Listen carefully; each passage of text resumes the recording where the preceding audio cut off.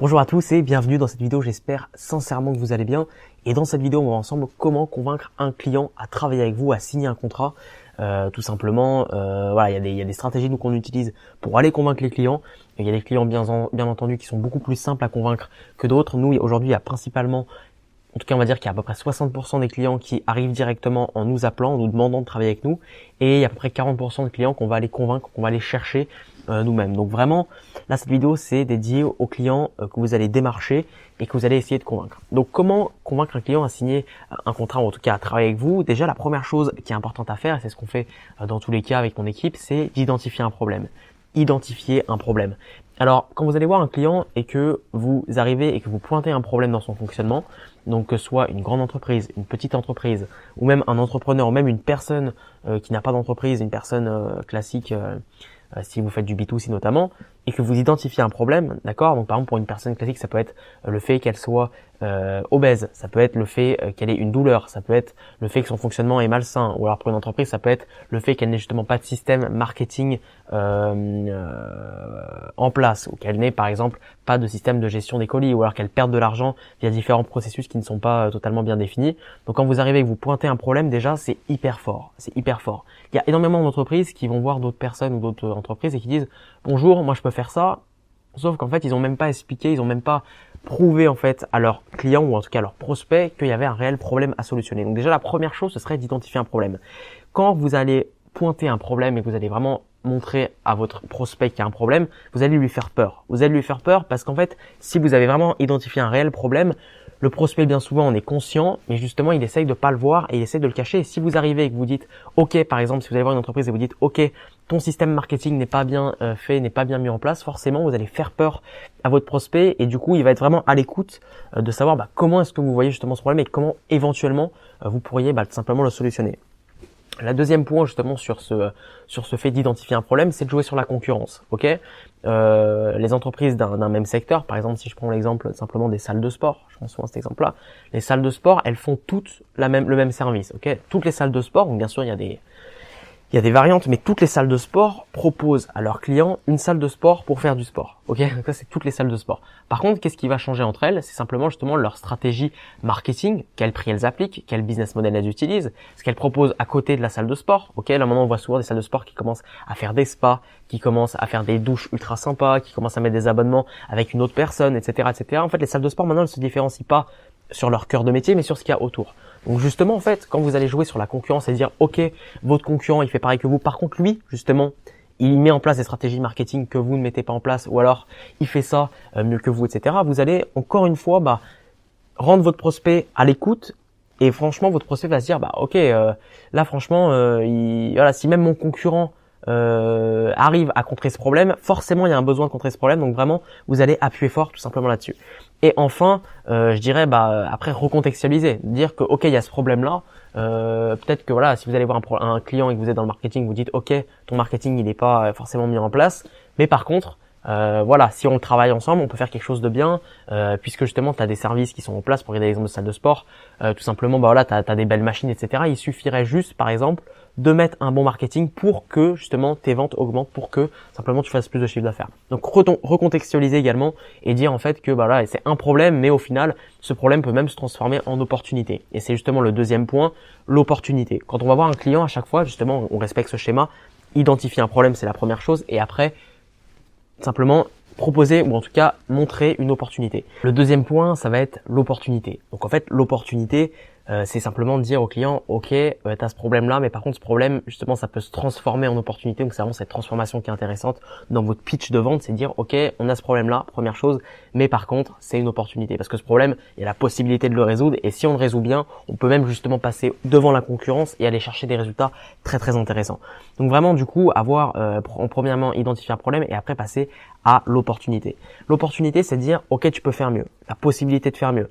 Pour garder l'exemple de la salle de sport, dire, d'accord, aujourd'hui, tu as des très belles machines, tu as tout qui va bien, mais on a vu ensemble qu'il y avait un problème, par exemple, sur ton marketing.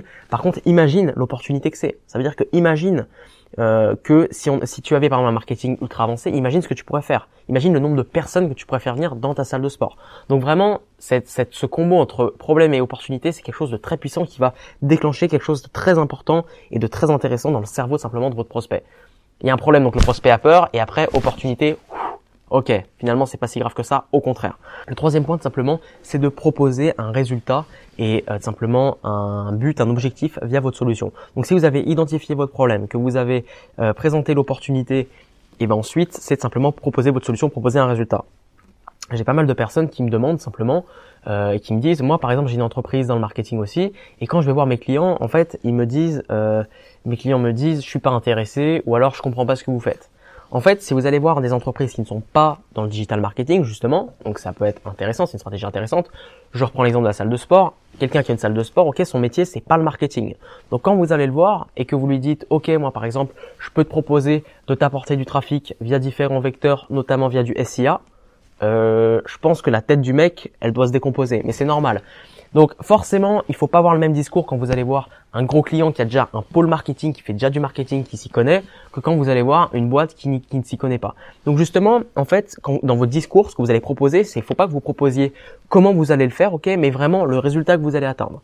Un client dans une salle de sport, ok, lui ce qu'il veut, c'est des abonnés. Il veut des abonnés pour sa salle. Que vous faites du Facebook, du LinkedIn, que vous faites n'importe quoi, lui ce qu'il veut c'est obtenir simplement des clients dans sa salle de sport. Donc quand vous allez le voir, il faut simplement que vous lui dites ok, moi je peux te proposer d'augmenter le nombre d'abonnés dans ta salle de sport. Et si vous lui dites ça, forcément il va t'intéresser. Forcément il va être intéressé, c'est obligé. Donc dans la façon de le dire, vraiment visez le résultat plutôt que comment vous allez le faire. Et après une fois qu'il vous écoute, une fois qu'il est intéressé, là vous amenez du coup simplement l'explication, comment est-ce que vous allez faire pour atteindre ce résultat-là. Donc vraiment présenter un résultat plutôt qu'une solution. Et justement, après il faut expliquer pourquoi votre solution, ce que vous proposez, elle répond parfaitement aux problèmes identifiés préalablement et justement en quoi votre solution est en lien avec l'opportunité également que vous avez présentée. Donc si on résume, problème, opportunité et présenter un résultat concret, proposer vraiment un objectif que vous voulez atteindre avec votre solution. Et après, il y a également une quatrième partie, donc ça va dépendre un petit peu comment l'entretien se passe, ça va être pour lever les freins. C'est-à-dire qu'il y a souvent des clients qui disent ok, qui essayent de trouver un petit peu d'excuses. Ok, mais comment ça va se passer par exemple si jamais tu m'apportes pas d'abonnés? Ou alors ok, mais moi j'ai pas envie de gérer tout simplement justement la page Facebook. Ou alors voilà, je sais pas, je te connais pas, t'as pas encore eu de résultats dans d'autres boîtes, etc. Donc ça, cette partie, ça va être les freins que vont avoir votre client. Et donc la quatrième partie, ça va être simplement de lever les freins. Donc lever les freins, on peut mettre plusieurs choses pour que le client il se sente rassuré. Simplement, la première chose, ça peut être de faire un test gratuit. Ok, le test gratuit c'est très important et c'est très intéressant. Si vous allez voir une entreprise et qu'elle a des freins en se disant mais je suis pas sûr que ça marche ou alors j'ai pas envie d'investir ou que j'ai pas vu de résultat, le test gratuit c'est quelque chose de très intéressant. Et justement, si vous faites un test gratuit, en fait, ce qu'on peut mettre en place après, c'est le système d'inversion de risque vis-à-vis de vos clients. C'est-à-dire qu'en fait, votre client, vous allez lui dire ok, alors moi je suis prêt à faire un test gratuit. Mais du coup, en fait, c'est moi qui prends le risque, c'est plus toi. Parce qu'un test gratuit, si vous acceptez de faire un test gratuit avec un client, c'est plus le client qui prend un risque, c'est vous qui prenez un risque. Pourquoi? Parce que vous allez travailler et si le client est pas satisfait, il va pas travailler avec vous et comme c'est gratuit, du coup, vous travaillez gratuitement. Donc c'est un risque pour vous. Donc le test gratuit, il faut pas le faire à chaque fois. Par contre, si vous identifiez un réel potentiel avec un client et que vous savez que vous allez obtenir des résultats et que du coup par la suite il va être intéressé pour travailler avec vous, le test gratuit c'est quelque chose qui peut être intéressant, surtout qu'on va voir cet argument d'inversion du risque et on va dire vous pouvez dire à votre client simplement ah oui mais là si je fais ça justement j'inverse le risque donc je sais que ça va fonctionner, donc c'est encore une fois un argument ultra intéressant.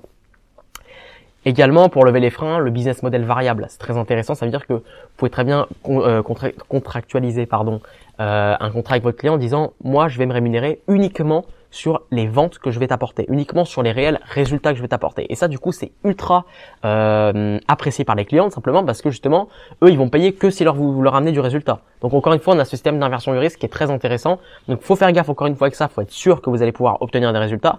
Ok, si vous n'êtes pas sûr de ce que vous allez faire ou vous n'êtes pas sûr de ce que fait le client, faut éviter ce système variable parce que forcément vous allez un petit peu peiner à facturer derrière. Mais si vous êtes certain que ce que vous allez faire va fonctionner, le système variable est très intéressant. Et enfin, le dernier point, c'est de s'adapter au client. Ça, c'est le dernier point, de s'adapter au client.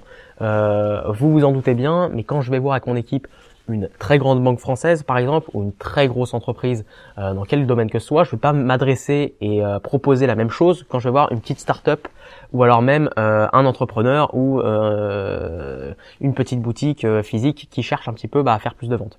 Donc, s'adapter au client, c'est très important. Et justement, si vous allez voir des grandes entreprises, ce qu'elles cherchent, c'est des experts et des choses de pointu, d'avancé, ok? Quand on va voir une banque, par exemple, nous, ce qu'on propose, c'est notre expertise en acquisition de clients. Notre expertise en acquisition de clients et même en acquisition de clients, en acquisition de trafic. Pourquoi? Parce que tout simplement, quand vous allez voir une banque, si vous allez voir par exemple une grosse banque, je prends l'exemple de la banque, et que vous leur dites, ok, moi je peux tout simplement refaire tout ton marketing. Ils vont vous dire, mais vous êtes qui? Vous êtes qui pour refaire tout notre marketing? Faut savoir que les banques ou même d'autres grandes entreprises, elles ont déjà des départements marketing, déjà des personnes qui travaillent dessus. Donc forcément, vous ne pouvez pas avoir la prétention, quel que soit votre niveau, même si vous avez fait des résultats de fou, de simplement tout refaire. Donc par contre, en fait, ce qu'il faut avoir comme logique, c'est plus dire, ok, vous avez déjà votre système marketing en place, tout fonctionne actuellement. Par contre, mon expertise, elle peut être intéressante sur ce biais-là, vraiment sur quelque chose de très pointu, par exemple sur l'acquisition de trafic. Ou alors, par exemple, dire, ok, moi j'ai regardé un petit peu ce que vous faites, je vois que vous avez déjà pas mal de choses en place, c'est très bien. Par contre, sur par exemple la partie emailing, moi je peux vous aider. Ou par exemple sur la partie conversion, je peux vous aider. Par contre, quand vous allez voir des plus petites entreprises qui n'ont pas forcément justement de département marketing, etc. Là, pour regarder l'exemple de la salle de sport, par exemple, là, on va être sur quelque chose de différent. Ok, les petites entreprises, elles souhaitent complètement déléguer le marketing et donc elles sont pas forcément dans une logique de recherche d'experts, mais elles cherchent plutôt une entreprise qui connaît bien sûr le marketing digital, mais qui va pouvoir l'aider sur plusieurs volets. Donc nous, par exemple, on va travailler là très prochainement avec un gros complexe sportif et ce qu'on va leur proposer, contrairement à ce qu'on peut proposer à par exemple des banques ou des sites e-commerce et tout, c'est pas forcément notre expertise sur l'acquisition de trafic, mais c'est plutôt notre expertise globale dans le digital et l'accompagnement sur la mise en place de stratégies digitales via du coup de l'acquisition de trafic, mais également du community management, de la rédaction de contenu, du SEO, etc., etc. Donc plus une offre globale. Donc voilà, moi mon conseil serait s'adapter aux clients. Quand vous allez voir une grande entreprise, vous proposez une expertise très avancée, vraiment quelque chose de très pointu. Par contre, quand vous allez voir des plus petites entreprises ou des entreprises qui sont pas forcément dans le marketing digital, plutôt faire une offre globale et une offre simplement qui puisse aider le client, encore une fois, à augmenter et obtenir des résultats. Donc pour résumer, et vraiment l'objectif, simplement quand vous allez voir un client, de lui dire, ok, moi mon objectif c'est le même que toi, c'est d'obtenir des résultats et vraiment être focus sur ces résultats. Et si vous avez cette logique un petit peu en 4 étapes, ça veut dire identifier le problème, présenter une opportunité, proposer votre solution, lever les freins et également bien sûr s'adapter au client. Normalement, il n'y aura pas de souci. J'espère que cette vidéo vous a plu. N'hésitez pas à mettre un gros pouce bleu si vous aimez cette vidéo, à vous abonner également et puis me rejoindre sur Instagram Emmanuel Namer, donc emmanuel.namer. Il y a presque 30 000 personnes sur le compte et je partage au quotidien ma vie d'entrepreneur. Je me ferai un plaisir de vous y voir. Je vous remercie d'avoir vu cette vidéo et je vous dis à très vite pour une prochaine vidéo. À plus.